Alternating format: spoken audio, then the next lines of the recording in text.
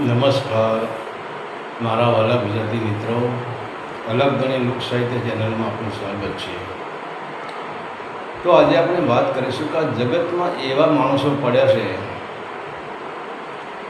કે જેને જો સામા માણસની ભૂલે ચૂકે પણ 2 રોટલી ખાઈ લીધી, એના ઘરનો એક કોળિયો અનાજ પણ જો એના શરીરમાં ઉતરી ગયું તો પછી આજીવન એનો ઉપકાર ભૂલતો નથી. જ્યારે સમય આવે ને ત્યારે એ 2 રોટલીનું અનાજ એને યાદ આવે છે, એનો જે ઘરનો કોળિયો ખાધેલો અનાજ એને યાદ આવે છે. અને એ ટાઈમે તમે વિચાર તો કરો, સામાવાળાની જે તકલીફ હોય એ, સામાવાળાનું જે દુઃખ હોય એ, અને એ દુઃખ લઈને એ સામા માણસના ઘરે આવ્યો છે કે જેને એના ઘરનું અનાજ ખાધું છે. એક દિવસ માટે નહીં પણ વર્ષો સુધીની આ વાત છે. તો એ અનાજનું ઋણ એનો જો જોઈ જાય છે ત્યારે એને કહે છે કે ભાઈ, તારા ઘરનું અનાજ મારા પેટમાં હજુ પડેલું છે, તો બોલ તારે શું જરૂર છે, તારે મારું એવું શું કામ પડ્યું છે. અને આવા એક કોળિયા અનાજ માટે, 2 રોટલી માટે, 1 રોટલા માટે વિચાર તો કરો. માણસો મસ્તક આપી દેવા તૈયાર છે, એનું સર્વસ્વ લૂંટાઈ દેવા તૈયાર છે, કેમ કે હું તારો ઋણી છું, તારા ઘરનું અનાજ મારા પેટમાં પડ્યું છે. તો આવા પણ માણસો આ જગતમાં હોય છે. અને ઘણા માણસો એવા હોય છે, તમે જુઓ, કોઈ માણસો હોય ને, માણસો 2 પ્રકારના હોય. એક માણસ એવો હોય એ જીવવા માટે જ ખાય, અને બીજો માણસ એવો હોય એ ખાવા માટે જીવતો હોય. અમારા ત્યાં અમને એક દીકરીનો જે પ્રસંગ હતો, અને ત્યાં પછી અમને ત્યાં આમંત્રણ હતું, અમે ત્યાં જમવા ગયા. હવે ત્યાં અમે જોયું તો ત્યાં રસ રાખેલો હતો, પછી મોહનથાળ હતો, ટોપરા પાક હતા, ગોટા હતા, અને દાળ ભાત શાક ને પૂરી, બધી આઈટમ ત્યાં એ ભાઈએ બનાવેલી હતી. પણ અમારી લાઈનમાં એક માણસ એવો આવી ગયો ને, અમારી આગળ જે જમતો હતો, અમે પાછળ હતા, એ ભાઈ અમારા આગળ હતો, અને અમે જમી રહ્યા. અમે જોયું તો જમતા જમતા એ 5 થી 7 વાટકી તો ખાલી એ રસ જ પી ગયો છે. અને જે પેલા મોહનથાળના ટુકડા હતા, ટોપરા પાકના ટુકડા હતા, એ પણ એને ધરાઈને ખાઈ લીધા છે. અને જ્યારે અમે બધા જમી રહ્યા, અને જમીને પછી બહાર અમે ત્યાં અમારી ડીશો મૂકીને પછી ત્યાં અમે અમારા હાથ સાફ કરી નાખ્યા. પછી ત્યાં શ્વાસનું કાઉન્ટર હતું, મેં ત્યાં શ્વાસ પી લીધી, અને પછી ત્યાં અમે ઠંડુ પાણી પીધા. ત્યાં પછી અમે ત્યાં બધા બોકડા ગોઠવેલા, અમે બધા ત્યાં બેઠા. ત્યારે આ ભાઈ એવી રજૂઆત કરીને કે આપણને એના પર ખુન્નસ ચડી જાય, એના પર ઝેર આવી જાય, એના પર નફરત આવી જાય.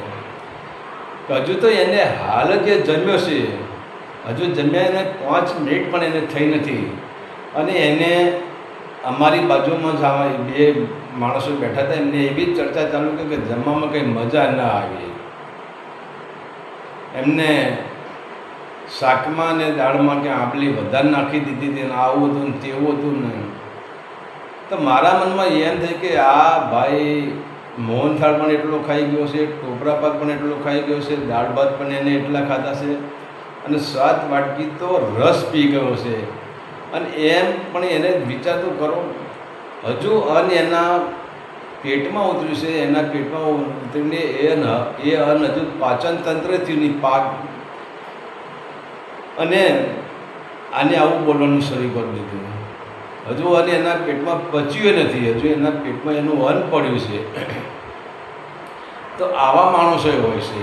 અને અમે જુઓ તો ઘણી વખત એવો માણસ જો જે ખાવાવાળા માણસો હોય ને, એ કોઈ પણ પ્રકારે જોઈએ ખાઈ ના લે, ગમે ભલે તમારે એ આમંત્રણ હોય કે આમંત્રણ ના હોય, કે તમારો સંબંધ હોય કે ના હોય, પણ એનો એક ધ્યેય હોય છે, એ ખાવા માટે જ જીવતા હોય છે. અમારા ત્યાં એક ભાઈ હતા, એ મરી ગયા. અમારા ગામની બાજુમાં જ રહેતા હતા, એક નાના ગામમાં. એમને એવી કટેવ કે ગમે ત્યાં જમવાનું હોય ને તો એ પહોંચી જાય.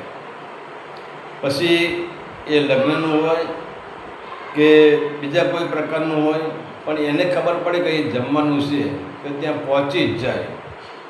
પણ હવે આમાં એક વખત એવી ઘટના ઘટી કે આ જે આ ભાઈ રહેતા હતા એના જ મહેલાના અંદર તકરાર થઈ, અને તકરાર થઈને પછી આમ તો બે મહેલા હતા, તો સામસામે બે મહેલાવાળાનો તકરાર થઈ ગઈ. બંનેની જ્ઞાતિ તો એક જ હતા, બંને ભાઈઓ જ હતા, પણ એવી તકરાર થઈ, એમાં બે ભાગ પડી ગયા.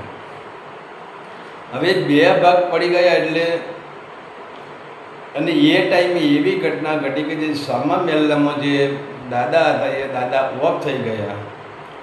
તો હવે પહેલાં મહેલાવાળાએ કીધું કે આપણે ત્યાં જવાનું નથી, કારણ કે આપણે તકરાર થઈ રહી કે આપણે મનમેળ નથી. તો ઘણા લોકો ગયા ને ઘણા લોકો ન ગયા, એ બે નંબરની વાત છે.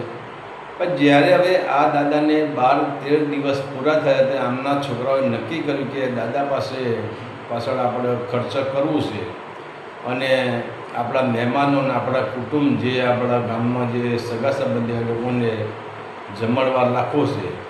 હવે આમને જમણવાર રાખ્યો. હવે પેલો જે ખાવ ધરો હતો એને નક્કી કર્યું હારું હવે તો તકલીફ થવાની, આપણે તો સામસામી વેર ઝેર થયેલા છે, સામસામી બાજેલા છીએ, એનાથી આપણે જવાય નહીં. પણ હવે લાડવા તો કેમ જવા દેવાય, ખાવું તો પડે જ, ગમે તે કરવું પણ ખાવું તો પડે. હવે આ વિચાર કરો, જે ખાવ ધરો માણસો ને એ કોઈ પણ પ્રકારે એ ખાઈ લે. એના છોકરાનો છોકરો હતો, એક નાનો છોકરો, તો એને પછી એ છોકરો ઘરમાં ઓસરીમાં રમતો હતો ને આ ભાઈએ છોકરાને તેડી લીધો, અને તેડીને પછી ખભે છોકરાને તેડીને પછી જ્યાં જમણવાર ચાલતો હતો સ્વામી પાર્ટીમાં એ ત્યાં ગયા. ત્યાં ગયા એટલે ભાઈ એક બે જણને પૂછ્યું કે ભાઈ કૂતરું અહીંયા અમારે ચંપલ લાવી છે, કૂતરું ચંપલ લઈને ભાગી ગયું છે, કૂતરું આ બાજુ જ આવ્યું છે, મેં જોયું છે. ત્યારે હવે પહેલાં જે સામા પક્ષવાળા હતા એ કે દાદા હવે જોઈ લો, તમે ક્યાંય ચંપલ પડ્યું હોય તો તમે જોઈ લો. એટલે ચંપલ ગોતવા માંડ્યા ભાઈ. અને એમ કરતાં કરતાં જે છોકરો હતો એમની જોડે એના દીકરાનો દીકરો એને ચૂંટણી ભરી દીધી. હવે સ્વાભાવિક વાત છે કે દીકરાના દીકરો એને તમે ચૂંટણી ભરો નાના બાળકને, એ તો રડવાનું જ છે. તો પછી બાળક રડવા લાગ્યું. ત્યારે હવે આ ભાઈએ એવી જે પેલા સામા માણસો ત્યાં ઊભા જ હતા ત્યાં સાંભળતા હતા, અને એમને આ ભાઈએ એના છોકરાને કહ્યું આ તારા માટે ખાવાનું નથી બનાવ્યું, આ તો એમના માટે ખાવાનું બનાવ્યું છે, આજ આપણે અહીં ખાવાનું નથી. ત્યારે કોઈ વિવેકી માણસ ત્યાં ઊભો હતો, એને કીધું કે ભાઈ તમે ચિંતા કરશો ને, છોકરાને અહીં બેસાડી દો અને છોકરાને ખવડાવી દો, ભલે આપણે બાજ્યા કે ઝઘડ્યા કે આપણે મન બે નથી, બરાબર, છોકરો તો ભગવાનનું રૂપ છે, છોકરાને અહીં બેસાડીને જમાડી દો, એમાં કંઈ વાંધો ના આવે. ત્યારે હવે આ ખાવ ધરો શું કે અરે ભાઈ હું તમને શું વાત કરું, આ છોકરાના એવી કટેવ છે ને એ મારા ભેગું જ ખાય છે, એકલો તો કોઈ દિવસ ખાતો જ નથી. ત્યારે કે હવે ભાઈ તમે પણ જઈએ જમી લો. હવે વિચાર કરો કે આ ખાવું ધરા માણસ હોય ને એ ગમે તે એન કેન પ્રકારે એ ગમે તે રીતે ખાઈ લે ખરા, પણ આવા જે ખાવું ધરા માણસો જો જગત ઉપર જીવે છે ને એ ખાય છે ખરા, પણ ખાધા પછી એ હજુ જ એનું અન્ન આપણા પેટમાં પડ્યું છે, એનો એક આ ગુણ રાખતા નથી, અને તરત એ ભોગવવાની વાત શરૂ કરી દે કે અમે આ અમુક જગ્યાએ જમવા ગયા હતા પણ અમુક વસ્તુ સારી હતી, અમુક વસ્તુ રાશી હતી, આ વસ્તુ બગડી હતી, આમાં કટાશ હતી, આમાં આવું હતું, આમાં ભોજનને કંખોડીને ખાય છે. ખાવાવાળા છે ને એ તમે જુઓ, અને તમે ઠેર ઠેર જુઓ, જ્યાં ખાવાવાળા હશે ને ત્યાં ભોજનને કંખોડીને ખાશે, એમાં એમને પ્રેમ નહીં દેખાય. હવે તમે વિચાર કરો કે તમને સામાવાળાએ તમને જમવા બોલાવ્યા, ક્યારે જમવા બોલાવ્યા, એનો તમારા ઉપર ભાવ છે, એનો તમારા ઉપર પ્રેમ છે, એટલે એને તમને જમવા બોલાવ્યા. તો એને તમને પ્રેમથી જમવા બોલાવે છે, તમે પ્રેમથી જમો અને પ્રેમથી એની રસોઈને પ્રેમથી આરોગો, ને રસોઈના વખાણ કરો. ભવિષ્ય રસોઈ બગડી ગઈ તોય શું થઈ ગયું, પ્રેમથી એ રસોઈને આરોગી લો. પણ કહેવાવાળા છે કે જે ખાવા માટે જે જીવન જીવે છે ને એમની આ જ તકલીફ છે. તમે જ્યાં ફરો તમે જો કોઈ પણ ખાવાવાળો માણસ તમને મળી જાય ને એના જોડે તમે રહેજો તો એ જમશે ભરપૂર, પણ જમ્યા પછી તમે એની પાસે બેસજો, જમી રહ્યા પછી એ તમને રસોઈમાં કંઈક ને કંઈક ખામી કાઢશે. આ આમ હતું ને આ આમ હતું ને આ આમ હતું. તો આવા માણસો હવે આ જગતનું ઋણ શું ચૂકવી શકવાના છે? કોઈનું અનાજ હજુ એમના પેટની અંદર પડ્યું છે, હજુ અનાજ પચ્યું નથી, એમ કરતો હજુ એ રસોઈને કંકોડે છે. અને આવો જે ખાવ ધરો માણસ હોય એ હામાનું શું કલ્યાણ કરી શકે? એને ખવડાવવાથી પણ કોઈ ફાયદો નથી. અને ઘણા તો જુઓ કે આપણા જગતના એવા માણસો પડે છે કે ખાઈ એનું જ ખોદે. હાલ તમારા ઘરે એ ખાઈને ગયો છે ને જો તમે બીજે ક્યાંક તમે જઈને જો તમારી જ ખોદણી ખોદતો, તમારી જ વાતો કરતો હોય કે આ આવો છે ને આ તેવો છે ને આ તો આમ છે ને આ તો તેમ છે ને, એની જ ખોદણી ખોદતો હોય. તો જગતમાં આવા માણસો પણ પડે છે. પણ આજે આપણે વાત કરવી છે કે હવે જે લોકો ખાવા માટે જીવતા નથી પણ જીવવા માટે ખાય છે અને એમના અંદર કેવી ભાવનાઓ પડી છે, આપણે એની વાત કરવી છે આજે. કે જે ખાવા માટે જીવે છે એની તો વાત કરવાની કોઈ જરૂર નથી, એમને તો કોઈ ઇતિહાસ લખાવવાના જ નથી. કારણ કે એ તો ખાઈને જે ખાઈ લીધા પછી એ કંખોડવાના જ છે, એ ભોજનને ભોગવવાના જ છે, એ ખાઈને ખોટું બોલવાના જ છે. અને જેને ખાધું એના વિરોધની જ આવા લોકો જે ખાવ ધરા માણસો છે ને, જેના ઘરનું અનાજ ખાધું એના ઘરની જે વાત કરવાના છે. પણ હવે આપણે આજે એવા માણસની વાત કરીએ કે જેના અંદર હજુ 2 રોટલીનું જ ઋણ પડ્યું છે, 2 રોટલી જ આને ખાધી છે. અને એ રોટલીનું ઋણ આને કેવી રીતે ચૂક્યું છે? કારણ કે આ માણસ ખાવા માટે જીવતો નહોતો પણ જીવવા માટે ખાતો હતો. અને જે જીવવા માટે ખાઈને અને એની અંદર જો કોઈના ઘરનો એને કોળીઓ અનાજ લઈ લીધું હોય, કોઈના ઘરની 2 રોટલી ખાઈ લીધી હોય, કોઈના ઘરના પકવાન ખાઈ લીધા હોય કે પછી કોઈના ઘરનું પાણી પી લીધું હોય, તો એના અંદર એમ થાય કે આના ઘરનું મેં પાણી પીધું છે, આના ઘરનું મેં અનાજ મારા પેટમાં પડ્યું છે, આનું અહિત ન કરાય, આની રક્ષા કરવી પડે. તો એવા ભાવવાળા માણસો આજે આપણે એવા માણસની રજૂઆત કરવી છે. એમાં પણ મુસલમાનનો દીકરો અને એક વાણિયાની વાત. હવે તમે જુઓ વાણિયા એટલે કેટલા હોશિયાર હોય. હોશિયારમાં ડાઈમાના દીકરા એટલે વાણિયા. આનાથી મોટું આ જગતમાં કોઈ ડાયું નહીં કે જ્યારે ભગવાન બુદ્ધિની વહેંચણી કરી તો વાણિયાભાઈ પહેલાં પહોંચી ગયા હતા. એટલે એમનામાં ટકાવારી બુદ્ધિની વધી ગઈ. હોશિયારમાં હોશિયાર વાણિયો એ આપણે કોઈ પણ કામ કરીએ ને તો પહેલાં વિચાર ના કરીએ અને પછી ફસાઈ પડીએ કામમાં, પછી વિચાર કરીએ કે આ ના કર્યો સારું હતું. પણ વાણિયા કોઈ પણ કામ કરે તો જુઓ પહેલાં વિચાર કરી જુઓ કે આનું પરિણામ જોવું જોઈએ, આનું ફળ જોવું જોઈએ કે આ કામ કરવાથી શું થશે. અને એને એવું લાગે કે આનું ફળ ખરાબ છે, આનું પરિણામ ખરાબ છે, તો એ વાણિયા કામ કરે જ નહીં. ત્યાંથી કોઈ પણ બાને છટકી જાય. તો એવી આજે આપણે રજૂઆત આજે વાત કરીએ છીએ કે એક જમાદાર હતા જેનું નામ વલી મોહમ્મદ. અને એ વલી મોહમ્મદ એટલે જમાદાર એટલે એની ખરેખર ત્યાં તો શું કે જમાદારોને એક બંદૂક આપવામાં સરકાર તરફથી બંદૂક આપવામાં આવતી હતી.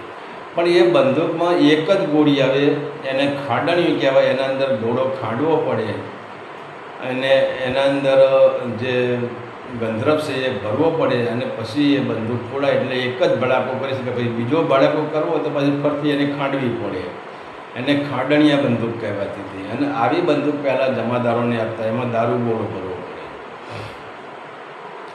હવે આ જે જમાદાર છે હવે એ અમુક જમાદારોને કેવું હતું, એ ત્યારે જે જમાદાર હતા ભલે પછી હિન્દુ જમાદાર હોય કે મુસ્લિમ જમાદાર હોય, એ લોકોને જ્યારે નોકરી હોય એટલે કાયદેસર એ લોકો નોકરી કરતા હતા. અને એ જે આજુબાજુના ગામડા હોય ત્યાં એ લોકો કાયદેસર ખભે બંદૂક ભરાવીને ઘણા જમાદારોને ત્યારે કહેવાય છે ઘોડી આપવામાં આવતી હતી, પણ ઘણા જમાદારોને ઘોડી પણ નથી આપવામાં આવતી.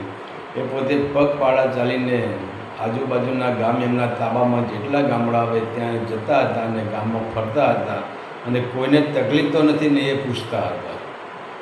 તો આવા એક જમાદાર એ ખભે બંદૂક ભરાવેલી છે અને પછી હવે આ જમાદાર વિચાર કરો કે જમાદાર છે મુસ્લિમ, પણ છતાં એને સાદા કપડાં પહેરે, જમાદારના કપડાં પહેરતા જ નથી. સાદા જમાદારને અલ્લાહનો માણસ હતો, ભગત માણસ જેવા હતા. ત્યાર પછી કહેવાય છે કે હવે આ જમાદાર ચાલે આવે છે. ત્યાં હવે ત્યાંના જ એક શેઠ હતા. એ શેઠ હવે એમની પાસે એક ડાબડો હતો, અને ડાબડામાં સોના ચાંદીના દાગીના હતા. પછી ત્યારે રોકડ રકમ પણ હતી. ત્યારે રૂપિયા નહોતા, ત્યારે સિક્કા ચાલતા હતા. તો એમના ઠેલા અંદર આ ડાબડો સોના ચાંદીના દાગીનાથી ને રૂપિયાથી ભરેલો હતો. હવે આ શેઠ તમે જો વાણિયા કોઈ દિવસ છેતરાય નહીં. એમને નક્કી થઈ જાય કે આપણે આ ગામથી સામે ગામ જવું છે, અને એ પાછું પગપાળા જવાનું છે કે ત્યાં. અને અત્યારે રસ્તાના ઠેકાણા છે. પહેલાં તો રસ્તાના કોઈ ઠેકાણા જ નહોતા. અમુક તો ગામના રસ્તા એવા હતા કે જ્યાં તમારે બળદગાડું પણ ન જઈ શકે કે ઘોડો પણ ના જઈ શકે, તમારે પગપાળા જવું પડે. આવા રસ્તાઓ હતા એ ટાઈમે. ત્યારે શેઠને નક્કી કર્યું કે અહીંથી બળદ કે ઘોડો તો જાય એવું નથી, એટલે પગપાળા જવું પડશે. તો હવે શેઠે ઘેરથી નક્કી કર્યું કે આપણે જવાનું છે, તો બપોરે પછી ત્યાં પહોંચાય તો બપોરનું ભોજન સાથે લઈ લેવું સારું. રસ્તામાં ભૂખ લાગે, તરસ લાગે, તો શેઠે ઘરેથી જ ભોજન બનાવી દીધું છે. રોટલી શાકને દાળ ભાત જે હોય એ ભોજન બનાવી દીધું છે. પાણીની વ્યવસ્થા કરીને શેઠ નીકળી જાય ઘેરથી. અને હવે બરાબર જ્યાં અડધામાં પહોંચ્યા, ત્યાં 12, 12:30નો સમય થવા આવ્યો, તો શેઠે કીધું કે હવે ત્યાં એક ઓટલો જોઈએ છે. ઓટલામાં ઉપર એક મસ્ત ગમઘોટ એક લીમડાનું એવું કંઈક ઝાડ હોય છે, અને ત્યાં પછી આ શેઠ જમવા બેસે છે. અને હજુ તો શેઠ આમ એનો જે જમવાનો ડાબડો ખોલે છે, એનું ટિફિન ખોલે છે, અને ત્યાં જ પછી સામેથી આ જમાદાર આવતા દેખાય છે. ત્યારે હવે વિચારતો હતા વાણિયાના દીકરાએ નક્કી કર્યું કે આ જમાદાર પણ આમ જાય છે અને મારે પણ સામા ગામ જવાનું છે, અને રસ્તો બહુ દૂર છે, ગામ પણ દૂર છે. તો હવે જમાદારને થોડું જમાડી લઉં તો મારે સાથ થાય, અને જમાદારના અંદર હું 2 રોટલી ખવડાવું તો એ મને સાથ આલે. કારણ કે આપણું અનાજ એના પેટમાં પડ્યું હોય, આપણું અનાજ એના પેટમાં ગયું હોય, આપણા અનાજનો કોળિયો એને ખાધો હોય તો આપણને સાથ આપી દે. હવે શેઠ એટલા બધા હોશિયાર, એટલા બધા બુદ્ધિશાળી, ત્યાં બેઠા હતા ને જમાદાર આવી ગયો. શેઠે બોલાવ્યો, આવો જમાદાર બેસો. જમાદાર બેઠા. તો શેઠ કે જમાદાર થોડું ઘણું ખાઈ લો. જમાદાર કે નહીં, અભી મેં ખાના ખા કે. અરે યાર થોડા ખા લો, થોડા ખા લો. પણ જમાદાર કે હાલ હું જમીને જ હવે નીકળ્યો છું, અને સામા ગામ મારે જવાનું છે, અને રાત્રિનો પછી જો તો રાત્રિ ત્યાં પડી જાય, અંધારું સમય, એટલે મારે ઉતાવળ છે. તો શેઠે બહુ મહેનત કરી, બહુ કોશિશ કરી, બહુ ભાવ કર્યો, બહુ આદર કર્યો. તો જમાદારના મનમાં એમ કે શેઠ કેટલા પ્રેમાળ છે, એ મને જમાડવા માટે કેટલી કોશિશ કરે છે. પણ જમાદારને ખબર નહીં કે શેઠ મને કેમ જમાડે છે. શેઠે એવું વિચાર્યું કે જો આને હું 2 રોટલી ખવડાવી દઉં જમાદારને, તો એ મારી સાથે રહે. અને હજુ તો 12 વાગ્યા છે, 12-1નો સમય થયો છે, આપણે આગળ જતાં અંધારું પડી જશે, અને રસ્તામાં જંગલમાં કંઈ ભય હોય, અને એ ભયનાથી કારણે જો બચવા માટે જો મારા અનાજની 2 રોટલી જમાદારના પેટમાં પડી છે ને, તો જમાદાર મને સાથ આપશે. વિચાર તો કરો, વાણિયો કેટલો હોશિયાર હોય. તો જમાદાર ના પાડે છે, પણ શેઠે એને વિનંતી કરી, અને જાણે પ્રેમથી જેમ ભગવાનને જેમ આપણે જે પૂજારી ભગવાનને જમાડતો હોય ને, એટલા પ્રેમથી જમાદારને 2 રોટલી જમાડે છે. તો 2 રોટલી જમાદારે ખાધી કે બસ હવે મારે જમવું નથી. તો શેઠના મનમાં નક્કી થઈ ગયું, 2 રોટલી તેમના પેટમાં ગઈ, હવે આપણો સાથ નહીં છોડે. ત્યારે પછી હવે શેઠ અને જમાદાર બંને જમી રહ્યા છે, અને ત્યાંથી પછી હવે જમાદાર શેઠને પૂછે છે કે શેઠ તમારી પાસે હવે જો તમારું અન્ન મારા પેટમાં ગયું, તમારું અન્ન મેં ખાધું છે, તમારા ઘરનો મેં કોળિયો ખાધો છે, એટલે હવે મારે તમને પૂછવું જરૂરી છે કે તમારી પાસે કંઈ જોખમ જેવું તો નથી ને? કારણ કે આગળ રસ્તો ખરાબ આવે છે, કે તમે તો ના નીકળતા, અમે તો નીકળી, અમને ખબર હોય કે આગળ ખરાબ રસ્તો આવે છે. શેઠ કે ના એવું કંઈ જોખમ જેવું કંઈ નહીં, થોડું ઘણું આમ છે ને તેમ છે ને બધું એવું બોલવા માંડ્યા. તો તો જમાદાર કે વાંધો નહીં શેઠ, તમારે જોખમ હોય તો સંકટ સમયે તમે જોખમ મને આપી દેજો, તમારું જોખમ હું સાચવી લઈશ. કારણ કે તમારો 2 રોટલી મેં ખાધી છે, તમારી 2 રોટલીનું ઋણ મારામાં પડ્યું છે. હવે આ જમાદારનો શેઠ બંને વાતો કરતાં કરતાં અહીંયાથી નીકળે છે અને એમ કહે છે કે સ્વજનું ટાણું થાય છે. અને અમે તમે વાણિયાભાઈ જુઓ, રાત પડે એટલે એ કેવા હોય, હોલા જેવા ફરકી જાય. અને જ્યાં રાત પડી એટલે શેઠને આમ તો બીક તો છે જ, પણ બાજુમાં જમાદાર છે એટલે બહુ ટેન્શન નહીં. પછી ત્યાં હજુ તો રાત પડવાનો થોડો સમય, તો થોડો આથમ્યો ના આથમ્યો એવું થોડો સમય થઈ ગયો. અને ત્યાં જ જંગલમાં આ જમાદારને શેઠ બંને ચાલ્યા જાય છે. અને ત્યારે પછી એવી ઘટના ઘટે છે કે જંગલમાંથી 4-5 માણસો નીકળે છે હથિયારધારી, અને શેઠને જુએ છે. ત્યારે નક્કી થઈ જાય કે આ શેઠ છે અને આની પાસે માલ મિલકત હોવી જ જોઈએ. અને ત્યારે પછી એ કહે છે કે શેઠ જે હોય તે તમે એમને આપી દો. પણ શેઠ હવે ગભરાઈ ગયો છે. ત્યારે જમાદારે શેઠને વિચાર કર્યો, જમાદારે નક્કી કર્યું કે આ શેઠની 2 રોટલી મેં કાઢેલી છે, અને જો આ લોકો શેઠની પાસેથી આ ડાભડો પડાવી લે, એની માલ મિલકત પડાવી લે, તો એની 2 રોટલીનું ઋણ મારા અંદર પડ્યું છે. હું કાયર કહેવાઉં અને અલ્લાહના દરબારમાં પણ હું છૂટું નહીં. તો મારે આ શેઠની મદદ કરવી પડે. અને ત્યારે શેઠના પાસે જે ડાભડો હતો એ જમાદારે લઈ લીધો છે અને શેઠને કહ્યું, હવે તમે ભાગી જાઓ, કારણ કે આ લોકો હવે તમને બગાડશે, હું તો પહોંચી વળીશ, પણ તમે અહીંયાથી નીકળી જાઓ. વિચાર કરો, હવે શેઠ જમાદાર પાસે ઊભા રહ્યા જ નથી, શેઠ ભાગી ગયા છે. જે રસ્તે આવે તે રસ્તે પાછા ભાગ્યા છે. અને જમાદારે નક્કી કરી ગઈ એમની પાસે જે બંદૂક તો હતી, પણ હવે જમાદાર પાસે એ ટાઈમે બંદૂક અને લાકડી બંને હતું. ત્યારે જમાદારે પહેલાં તો એ લોકો વધારે ઉગ્ર બને કે જમાદારે બંદૂકનો જે ફાયરિંગ કર્યું, તો ફાયરિંગમાં તો એકને પતાવી દીધું, એકને પાડી દીધો. પણ હવે બીજી એક ઘોંટણીયું બંદૂક એમાં ફરતી તમારે દારૂ ગોળો ભરવો પડે, એમાં વાર લાગે.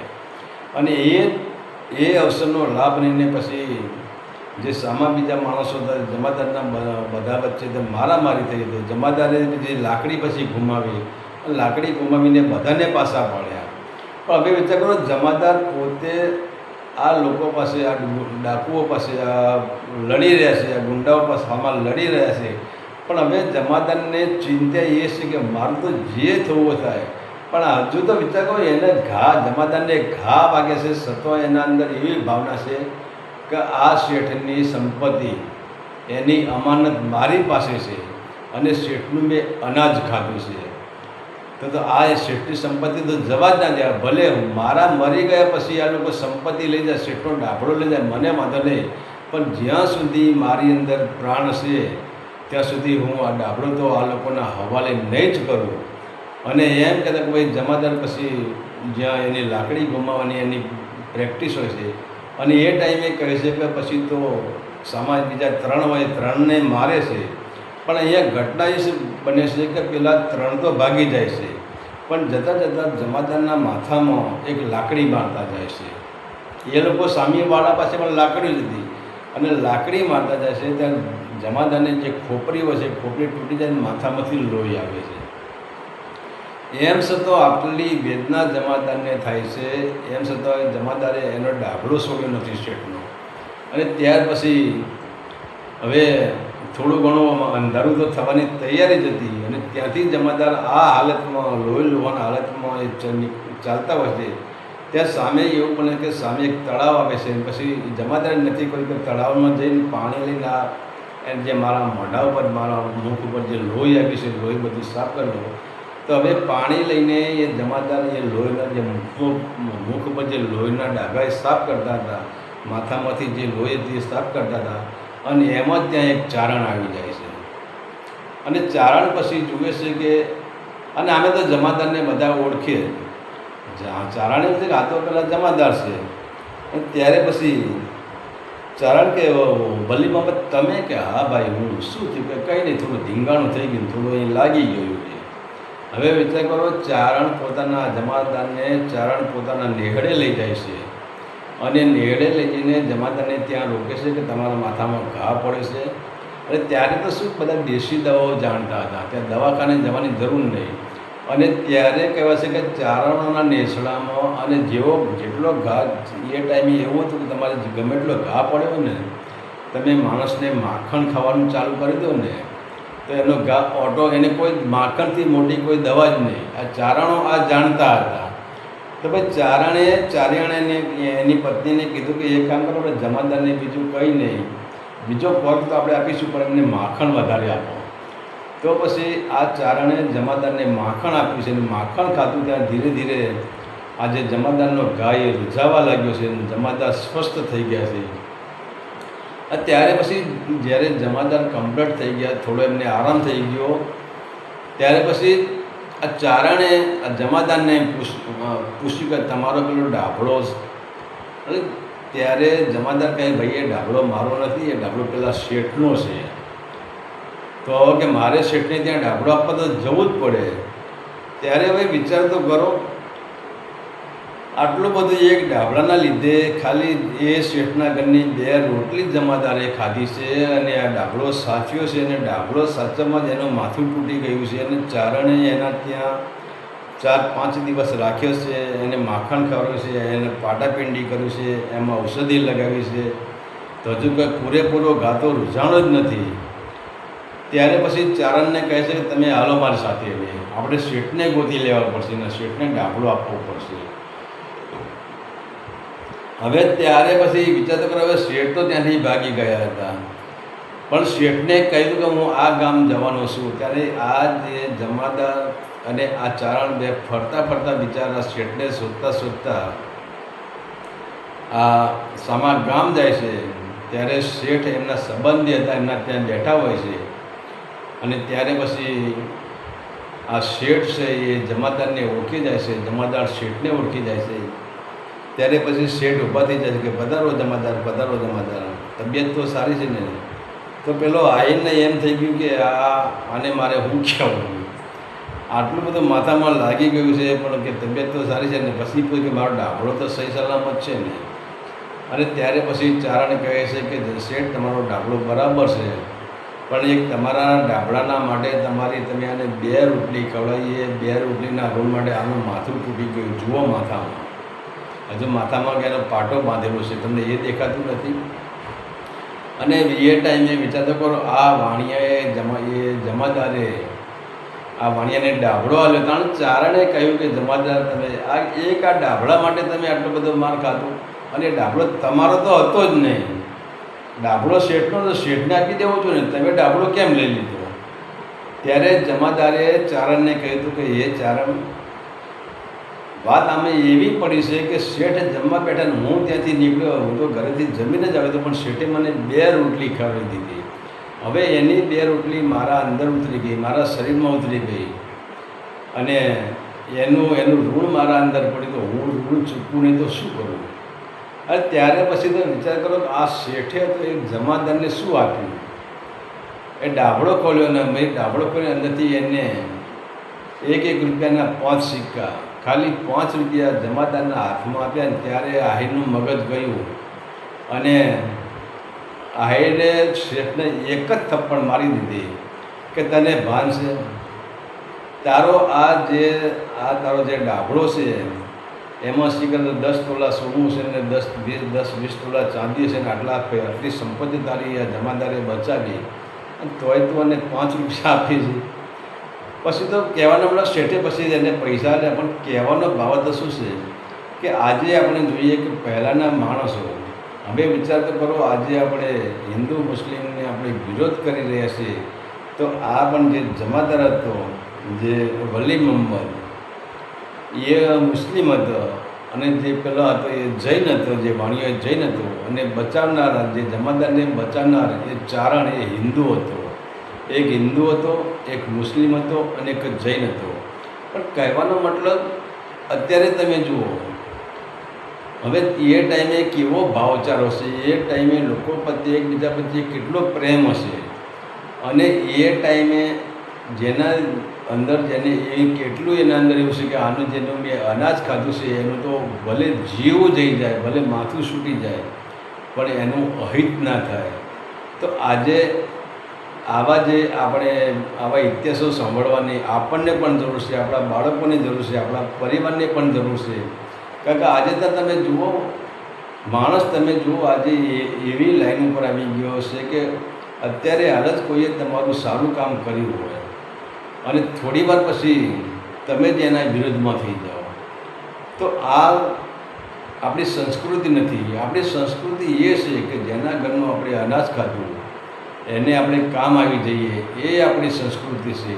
અને આવા જે લોક સાહિત્યના જે આપણે ઇતિહાસ બનાવીએ છીએ, એ ઇતિહાસ એટલે કિંમતી હીરો છે.